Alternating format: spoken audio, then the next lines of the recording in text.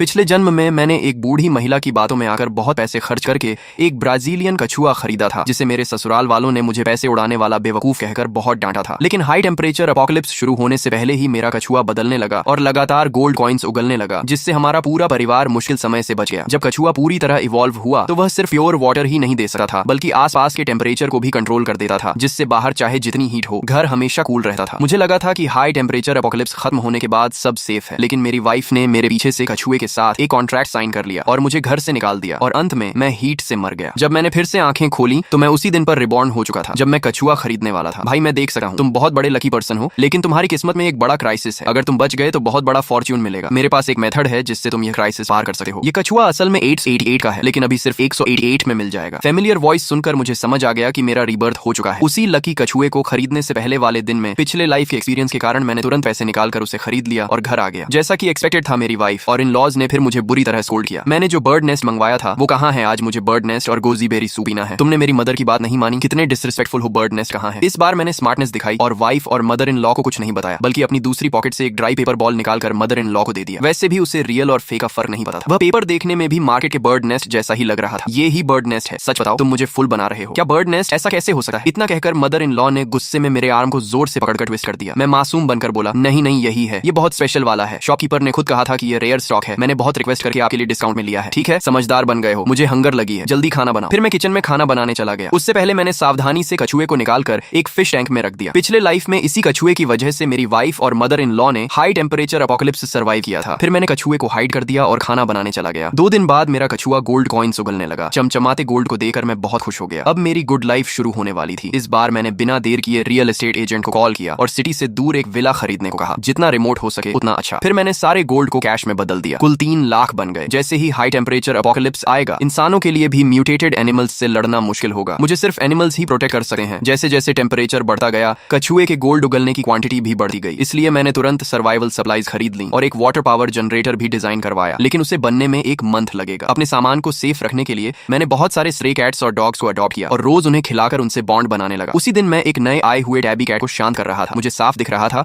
कि वह जल्द ही म्यूटेट होने वाला है और जल्दी ही उसकी इंटेलिजेंस अवेकन हो जाएगी। मैंने एक प्लेट में फ्रेश मीट रखा और तभी सामने वाले घर का ओल्ड मैन आ गया। वह मुझसे हमेशा फाइट करता था। पिछले लाइफ में भी वही मेरी वाइफ के कान भरकर मुझे घर से निकलवाने का रीजन बना था और मुझे हीट से मरने दिया था। इस बार उसने मुझे इतने अच्छे मीट से कैट को खिलाते देखा तो वह एंग्री हो गया। इतना अच्छा मीट एनिमल्स को दे रहे हो, पागल हो क्या? तू पागल है? ओह, अब रिप्लाई भी देने लगा, इसीलिए तेरी मदर इन लॉ तुझे फुल कहती है। इतना कहकर वह चला गया और मेरा फेस वाइट पड़ गया। वह फिर से कंप्लेंट करने गया था। वह मेरी वाइफ का फर्स्ट लव था और बाद में मदर इन लॉ ने उससे रिजेक्ट कर दिया था, जैसा कि एक्सपेक्टेड था। मेरी वाइफ और इन लॉज तुरंत आ गए और मुझे क्वेश्चन करने लगे। मेरी वाइफ ने कैट का बाउल पलट दिया और बोली, इंसान को ठीक से फूड नहीं मिल रहा और तुम कैट को खिला रहे हो। निकम्मे आदमी, क्या तुम चाहते हो मैं तुम्हें मारूं? उसकी मुठियां बारिश की तरह मेरे ऊपर बरसने लगी। वहीं जी बोधा आग में घी डालते हुए बोला, अगर मैं तुम्हारे घर का दामाद होता तो इतनी अच्छी मीठ जानवरों को कभी ना खिलाता। मैं तो इससे अपने सास ससुर की सेवा में लगाता। ये सुनकर सास बहुत खुश हुई। वो जी बोधा को जितना देखती उतना खुश होती और मुझे देखकर उतना ही चिढ़ जाती। फिर बोली, काश मेरी बेटी की शादी उसी से हुई होती। तुम्हारा क्या फायदा? मेरी आंखों में नफरत भरती जा रही थी। ये लोग ज्यादा दिन जिंदा नहीं बचेंगे। मैं इन्हें जरूर सबक सिखाऊंगा। उस मारपीट के बाद मैं और सावधान होकर कॉलोनी में स्ट्रे कैट्स और डॉग्स को खाना खिलाने लगा। आखिर मेरी लगातार मेहनत के बाद कई जानवर मेरे करीब हो गए। इसी बीच तापमान धीरे धीरे बढ़ने लगा। शुरुआत में तापमान सिर्फ 30 डिग्री था, लेकिन तभी से पूरा परिवार परेशान हो गया। कोई घर से बाहर निकलना नहीं चाहता था। फिर लगातार 1 हफ्ते तक गर्मी बढ़ती रही और कम होने का नाम नहीं लिया। तब लोगों को एहसास हुआ कि कुछ बहुत गलत हो रहा है। एक्सपर्ट्स ने एनालिसिस करके बताया कि धरती अब हाई टेम्परेचर एपोकलिप्स में प्रवेश कर चुकी है। रिसर्चर्स ने पाया कि कई जीव म्यूटेट होना शुरू हो गए हैं। उन्होंने कहा, अगर इंसान इस एपोकलिप्स से बच गया तो सिविलाइजेशन एक नए लेवल पर पहुंच जाएगी। न्यूज में लोगों को ज्यादा से ज्यादा सामान जमा करने को कहा गया, जिसके कारण खाने की भारी कमी हो गई। अब 1 किलो अनाज 1 किलो सोने जितना कीमती हो गया था। ऊपर से घर में मैं भी था, जिसे वो मुफ्तखोर समझते थे। इसलिए सास ससुर मुझे और नापसंद करने लगे। चाहे मेरी गलती ना हो, सिर्फ खाना बनाते समय भी मुझे डांट पड़ती। तभी पत्नी का पहला प्यार जी बोधा हमारे घर आया। उसके घर में खाना खत्म हो चुका था और वो बेचारगी से मेरी पत्नी को देख रहा था। पत्नी ने तुरंत उसे अंदर बुला लिया और बोली, चिंता मत करो, हमारे घर में अभी काफी खाना है। घर में एक और इंसान बढ़ते ही सास ससुर नाराज हो गए, लेकिन पत्नी से कुछ कहने की हिम्मत नहीं हुई, इसलिए इशारों में मुझे बोलने को कहा। मैं डरते हुए पत्नी के पास गया और बोला, रुयान, हमारे पास इतना खाना नहीं कि एपोकलिप्स निकल जाए। एक आदमी बढ़ेगा तो एक पेट और बढ़ेगा। चाहे तुम अपनी ना सोचो, लेकिन सास ससुर के बारे में तो सोचो। मेरी बात खत्म होते ही पत्नी ने मुझे लात मार दी और बोली, तुम उसकी बराबरी कर सकते हो? तुम हो क्या आखिर? मैंने ठंडी हंसी छोड़ी, लेकिन चेहरे पर कुछ जाहिर नहीं होने दिया। फिर जी बोधा के पीछे पीछे कमरे में गया ताकि उसकी सेवा कर सकूं, लेकिन उसने मुझे रोक दिया। वो मेरे सामने ही खुद को इस घर का असली दामाद बताकर पत्नी से बोला, घर में खाना कम है, फिर भी इस निकम्मे को पाल रखा है, ऊपर से ये बहुत खाता भी है। मेरी मानो तो इसे घर से निकाल दो। उसकी बात सुनकर पत्नी और सास ससुर सच में सोचने लगे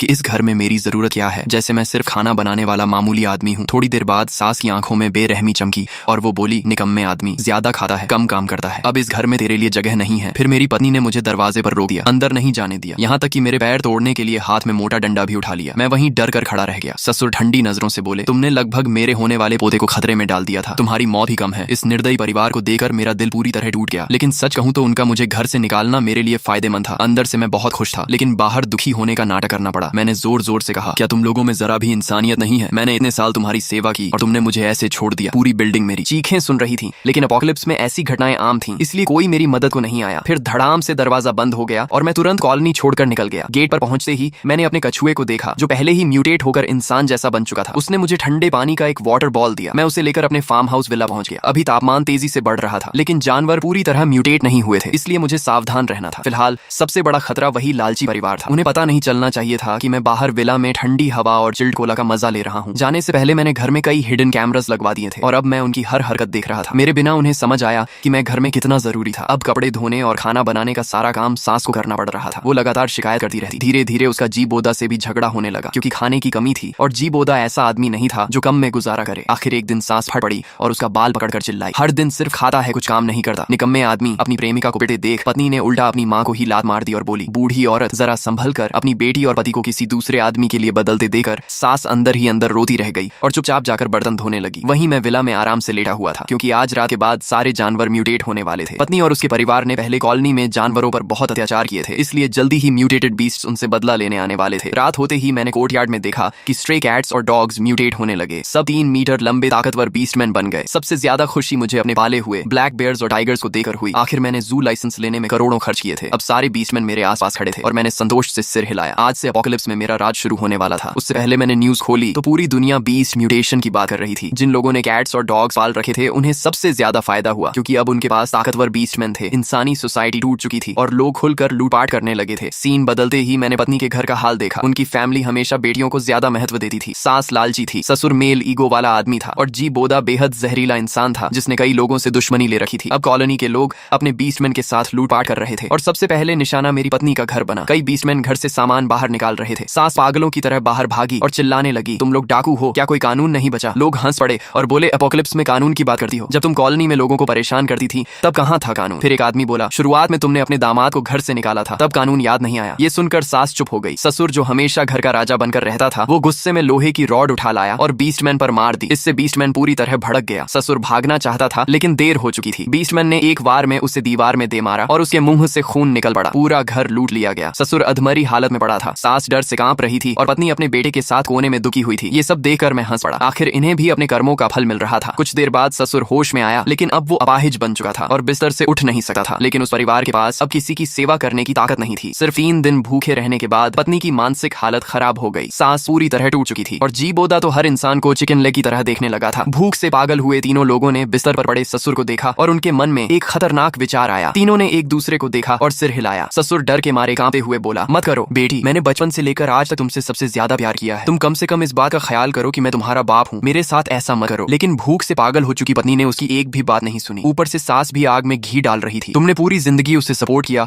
अब उसका ऐसा मरना भी सही ही है। पत्नी ने भी सास की बात का साथ देते हुए सिर हिलाया। अरे पापा, आप आराम से मर जाइए। और उसी समय मैं शहर के बाहर बने लग्जरी विला के असली लेदर वाले सोफा पर आराम से लेटा हुआ था। मेरे सिर के ऊपर सेंट्रल एसी से निकलती 20 डिग्री की ठंडी हवा चल रही थी। मेरे सामने लगी विशाल स्क्रीन पर हिडन कैमरा के जरिए लियू परिवार का एक दूसरे पर टूट पड़ने वाला पूरा सीन 360 डिग्री एंगल से बिना किसी ब्लाइंड स्पॉट के लाइव चल रहा था। मेरे हाथ में बर्फ से भरा एक गिलास था जिसमें फिजी ड्रिंक डली हुई थी और मैं बर्फ के ग्लास से टकराने की साफ टनटनाहट सुनते हुए अपने होंठों पर ठंडी मॉकिंग स्माइल ली बैठा था। पिछली जिंदगी में यही निर्दयी लोग मेरे रिसोर्सेज छीनने के लिए बिना किसी दया के मेरे साथ भी बिल्कुल ऐसा ही कर चुके थे। उन्होंने मुझे बेरहमी से घर से बाहर निकाल दिया था ताकि मैं बाहर 60 डिग्री की गर्मी में तड़प तड़प कर मर जाऊं। अब वही जंगल का कानून वाला नरक आखिरकार उनकी जिंदगी में आ चुका था। लेकिन मैं जानता था कि ये अभी सिर्फ शुरुआत है। उनकी असली तबाही अभी बाकी थी। मैंने आराम से सीसीटीवी बंद किया और सोफे से उठ खड़ा हुआ, क्योंकि अब मेरे सामने एक और बड़ा प्रॉब्लम खड़ा हो चुका था। जैसे जैसे तापमान बढ़कर 65 डिग्री पार कर रहा था, पूरी दुनिया में म्यूटेंट एवोल्यूशन बहुत तेजी से बढ़ने लगा था। मैं विला की बड़ी ग्लास विंडो के सामने खड़ा होकर बाहर अपने कोर्टयार्ड को देख रहा था, जहां मेरे पाले हुए सारे स्ट्रे एनिमल्स अब पूरी तरह बीस्ट फॉर्म में बदल चुके थे। जो बिल्ली पहले हड्डियों का ढांचा लगती थी,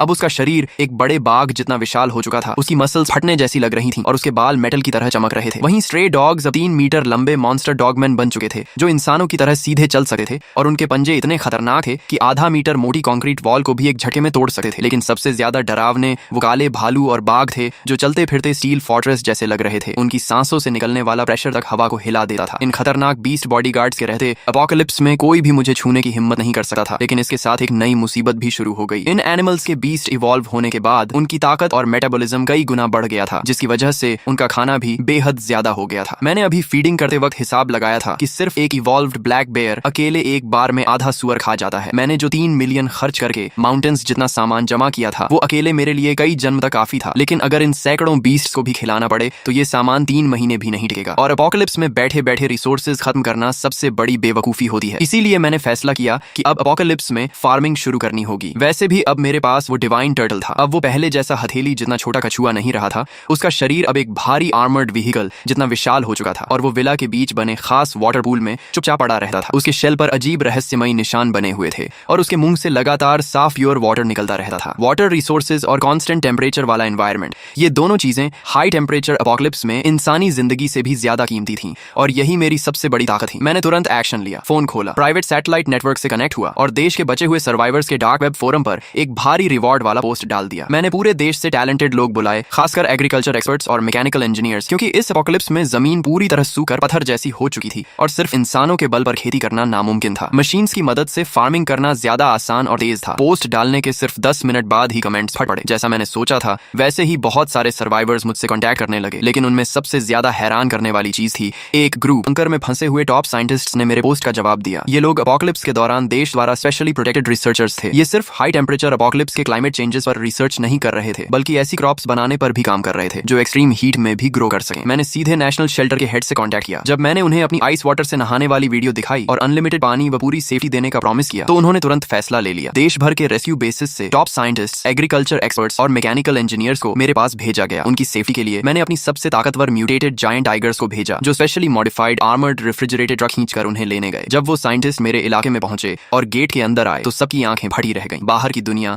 60 डिग्री से ज्यादा गर्मी वाला नर्क बन चुकी थी। रोड्स तक पिघल रही थी, लेकिन यहाँ ठंडी हवा चल रही थी। हर तरफ हरियाली थी और थर्मोमीटर सीधा 22 डिग्री पर रुका हुआ था। सबसे ज्यादा डर उन्हें तब लगा जब उन्होंने विला के अंदर और बाहर सैकड़ों विशाल बीस्टमैन को देखा जो बुलेट प्रूफ टैक्टिकल वेस्ट पहने ट्रेन्ड बॉडीगार्ड्स की तरह खड़े थे। लेकिन असली शॉक तब मिला जब उन्होंने पूल में मौजूद उस डिवाइन टर्टल को देखा। उसके मुंह से वाटरफॉल की तरह लगातार साफ प्योर वाटर निकल रहा था। ये देखकर कई बूढ़े एग्रीकल्चर एक्सपर्ट्स की आंखों में आंसू आ गए और वो वहीं घुटनों पर बैठ गए। ये मिरेकल है, लाइफ साइंस का मिरेकल। चीफ एग्रीकल्चर प्रोफेसर लिन लैंग ने मेरा हाथ पकड़ते हुए कांपती आवाज में कहा, अब इस एंडलेस वाटर सोर्स और कांस्टेंट टेम्परेचर फील्ड की वजह से एपोकलिप्स में फार्मिंग पॉसिबल हो गई है। ह्यूमैनिटी बच सकती है। उसके बाद सब तुरंत काम में लग गए। एक्सपर्ट्स ने बीस्टमैन को हेवी लेबर की तरह इस्तेमाल करते हुए विला के आसपास की जमीन पर तेजी से खेती शुरू कर दी। हमने बहुत बड़े ग्रीन हाउस बनाए जो latest aerospace heat insulation material से बने थे। ये बाहर की 60 डिग्री वाली डेडली हीट और अल्ट्रा वायलेट रेस को पूरी तरह रोक देते थे। ऊपर से टर्टल के वाटर कूलिंग सिस्टम की वजह से ग्रीन हाउस के अंदर का टेम्परेचर हमेशा 25 डिग्री पर रहता था जो खेती के लिए परफेक्ट था। सीड्स व specially gene edited drought resistant crops लाए थे। प्योर वाटर और परफेक्ट क्लाइमेट की वजह से सिर्फ एक हफ्ते में पूरे ग्रीन हाउस में हरियाली फैल गई। इतनी बड़ी सफलता के बाद शेल्टर वालों ने इमरजेंसी ब्रॉडकास्ट पर यह खबर पूरी दुनिया में फैला दी। बहुत जल्द मैं ग्लोबल न्यूज हेडलाइन बन गया। Apocalypse oasis miracle land. मेरे विला के आसपास की पहले जली हुई बंजर जमीन अब पूरी तरह खेतों और राइस फील्ड्स में बदल चुकी थी। लेकिन मेरे लिए ये काफी नहीं था। मैं एक नया ऑर्डर बनाना चाहता था, इसलिए मैंने सर्वाइवर शेल्टर बनाया जहां एपोकलिप्स में स्ट्रगलिंग लोगों को रखा जाने लगा। रूल सिंपल था, उन्हें मेरे लिए काम करना होगा और बदले में मैं उन्हें प्रोटेक्शन, प्योर वाटर और भरपेट खाना दूंगा। ये न्यूज लगातार ब्रॉडकास्ट हो रही थी और आखिरकार मेरी वाइफ का परिवार भी इसे देख बैठा। उनका अपार्टमेंट पूरी तरह टूट चुका था। न बिजली थी न पानी। घर में सड़ांत फैली हुई थी क्योंकि वहां अब भी उनके खाए हुए फादर इन लॉ की सड़ी हुई बॉडी की स्मेल मौजूद थी। सबसे पहले सास ने टीवी पर मुझे देखा। वो भूख से जमीन पर पड़ी थी लेकिन अचानक चीख पड़ी, अरे ये तो वही निकम्मा आदमी है। उसकी आंखें फटी रह गईं। ये न्यूज में कैसे आ गया और इसके पीछे इतना सारा खाना। सोफा पर पड़ी ल्यू रुयान भी घिसटे हुए उठी। स्क्रीन देखते ही उसकी आंखों में जेलसी और गुस्सा भर गया। वो हरामी आदमी हमसे अलग होकर खुद लग्जरी लाइफ जी रहा है। उसने जरूर हमारे पैसे चुरा कर ये सब बनाया होगा। उसे ढूंढो, मैं उसे घुटनों पर ला दूंगी। मैं उसे जिंदा नहीं छोड़ूंगी। तभी पास में बैठा जी बोदा जो दीवार की सड़ी हुई लेयर खा रहा था धीरे से बोला, रुको, अगर ये फेक हुआ तो, अगर ये एडिटेड वीडियो हुआ और लोगों को मजदूरी के लिए बुलाया जा रहा हो तो बाहर की गर्मी में हमारी हालत ऐसी है, बाहर निकलना मतलब सीधा मरना। उसकी बात सुनकर ल्यू रुयन सोच में पड़ गई। फिलहाल इस मनवा के अभी तक इतने ही पार्ट्स बने हैं। जैसे ही इसके नए पार्ट्स रिलीज होंगे उनका पूरा एक्सप्लेनेशन सबसे पहले इसी चैनल इट्स युवा पर आएगा। इसीलिए चैनल को सब्सक्राइब करके बेल आइकॉन ऑन कर लो ताकि अगला पार्ट मिस न हो।